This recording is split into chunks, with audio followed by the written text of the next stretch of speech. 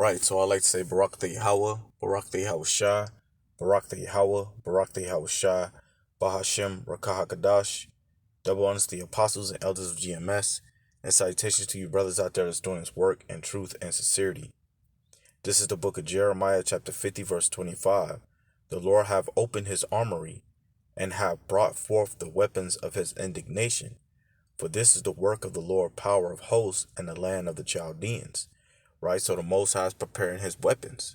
His weapons being what? Those thermonuclear missiles, those ICBMs, which is intercontinental ballistic missiles, which they call weapons of mass destruction. The Most High is preparing those weapons to destroy America, right? Babylon, off the face of the earth, right? This is what's being prepared. The nations are consistently upgrading these nuclear missiles and making better missiles to further destroy this place. The Most High is gonna overkill, right? He's gonna do an overkill on America.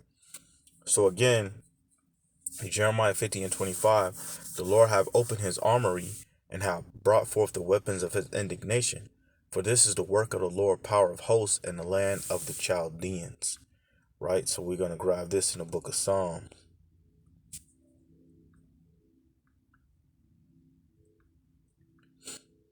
Right, Salakia, bear with me for a second.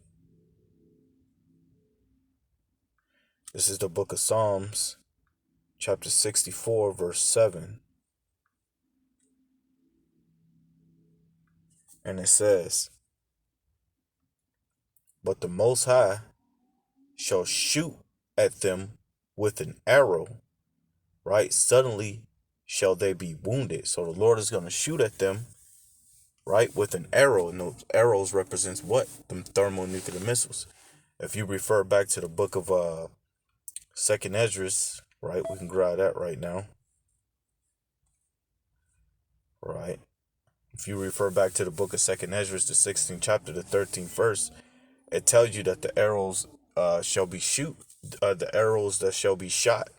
Right. You can refer back to Jeremiah the 51st chapter, Jeremiah the 50th chapter, Psalms 7 and 12, which we're gonna grab those as well.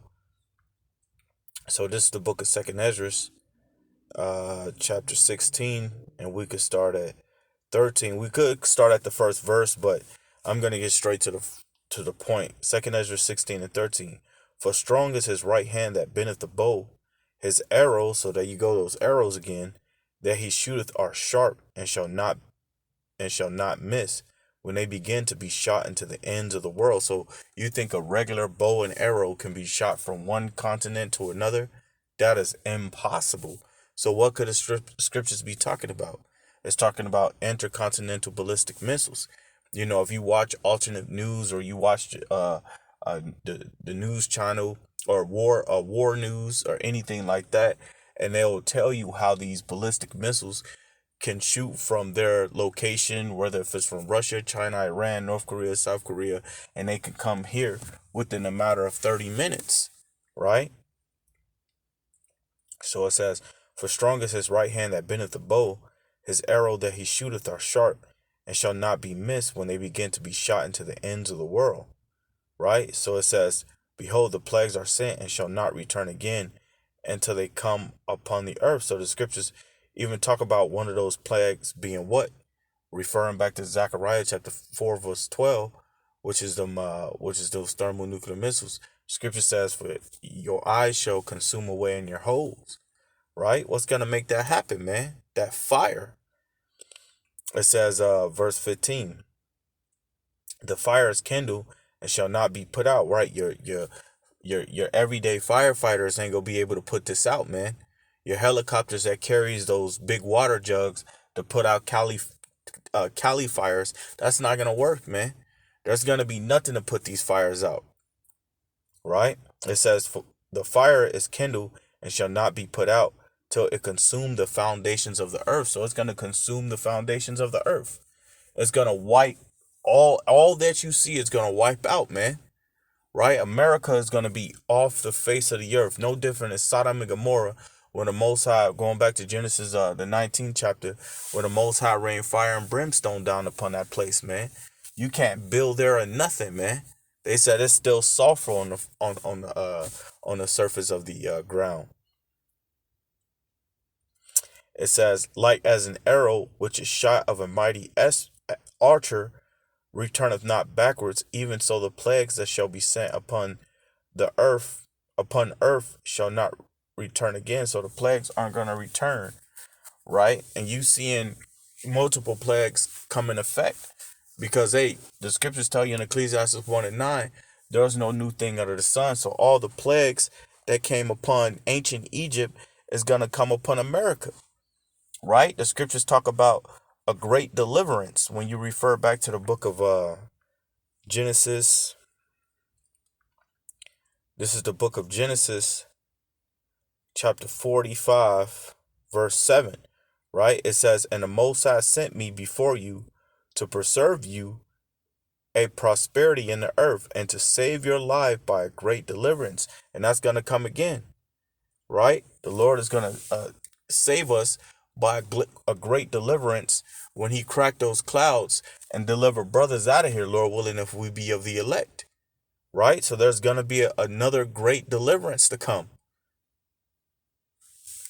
right? So let's keep going on with these missiles, man. This is Psalms chapter 7 verse 12, right? Because again, the Most High is preparing his armory. He's preparing that sword, man, that sword of great slaughter. So this is Psalm 7 and 12. It says, if he turn not, he will whet his sword. He have bent his bow and made it ready. He have also prepared for him the instruments of death. He ordaineth his arrows against the prosecutors, right? So this is what's happening. The Most High have ordained those arrows against the prosecutors being the other nations. You have prosecuted Israel, right? Have you not? The scripture says, for all nations have had Israel in captivity, right? Refer back to the book of Luke chapter 21, verse 24, right? When you go back to the book of, I want to say Zechariah chapter 1, verse 14 or 15, the scripture says, I was very displeased with the nations. Matter of fact, let me just get it real quick so I don't cut it up, right?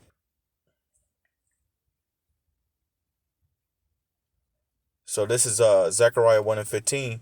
And I am very sore displeased with the heathen that are at ease, for I was but a little displeased, and they held forth the affliction. So they held forth the affliction, you know. So the Most High said, what? You know, he's gonna seek vengeance.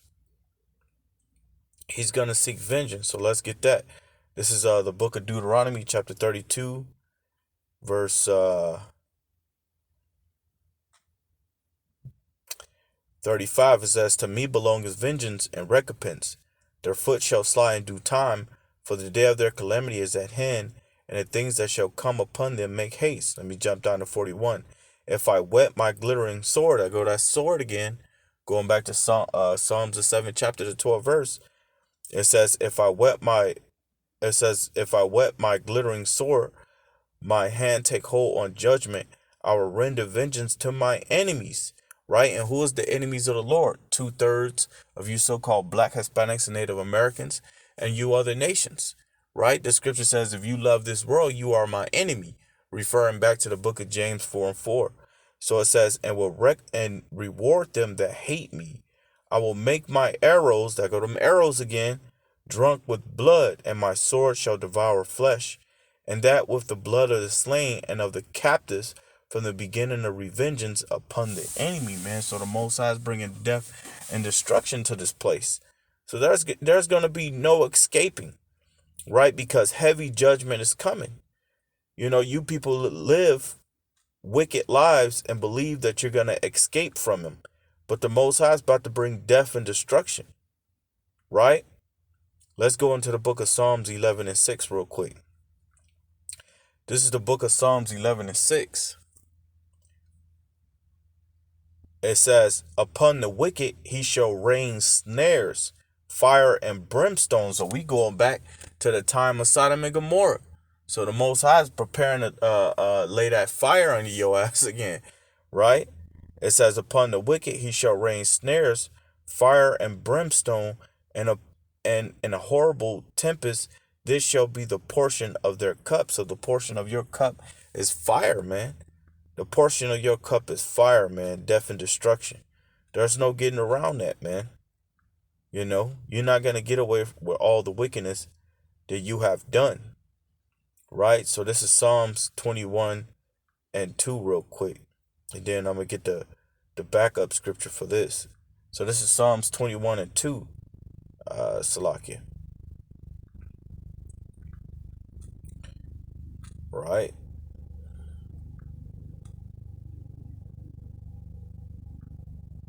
Psalms 21 and 2. My bad. Psalms 21 and 12. It says, for they intended evil.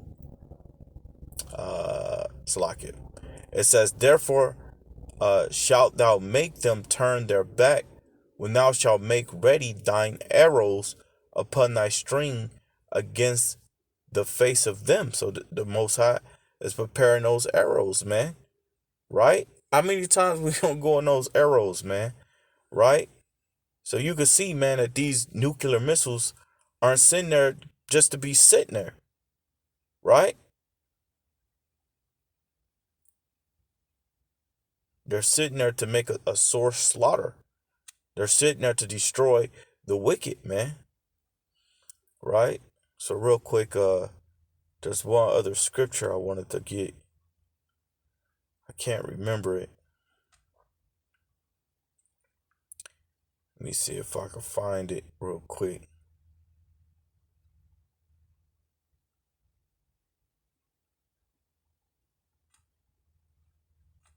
Salakia, bear with me real quick. Let me see if I can find it. Yeah, it's Salak. It was in the same chapter. This is Psalms 21 and 9. It says, thou shalt make them as a fiery oven. In the time of thine anger, the Lord shall swallow them up in his wrath, and the fire shall devour them. Their fruit shalt thou destroy from the earth, and their seed from among the children of men. For they intended evil against thee. They imagine a mischievous device which they are not able to perform. Therefore shalt thou make them turn their back, when thou shalt make ready thine arrows upon thy string against the face of them. So here you go. Let's get this. Malachi chapter 4 verse 1. For behold, the day cometh that shall burn as an oven, and all the proud, yea, and all that do wickedly shall be stubble. And the day that cometh shall burn them up, saith the Lord of hosts, that it shall leave them neither root nor branch. So all out destruction is on its way. And you can see things with these nations are beginning to brew up even more. And the first war, always the first one of the first wars that start off with the nations is always going to be a financial war. You had the tariff that was a few years back, the tariff war between the taxes between the China and the U.S., which the China has always been trying to become more of a greater power than the U.S., right? And then you have Russia within there too. So right now it's a whole financial war, right? They want the value of their currency to go up, while the value of the U.S. currency going down. And as you can see, that's actually happening, man. Right? The value of this currency is going down, and now you got China that's able to place sanctions on the U.S. Right? So again, all out destruction is coming. Babylon is falling. It is falling, man. Right? We're coming up on those times. Revelations 11 and 14. The second war is past, and the third war is come quickly, man. So other than that, I'd like to say Barak the Yahweh, Barak the Yahweh Shah, Barak the Yahweh, Barak the Yahweh Shah, Hashem Rakahakadash. Lord willing, this was edifying to you brothers out there that's doing this work in true sincerity. I'd like to say Shalom.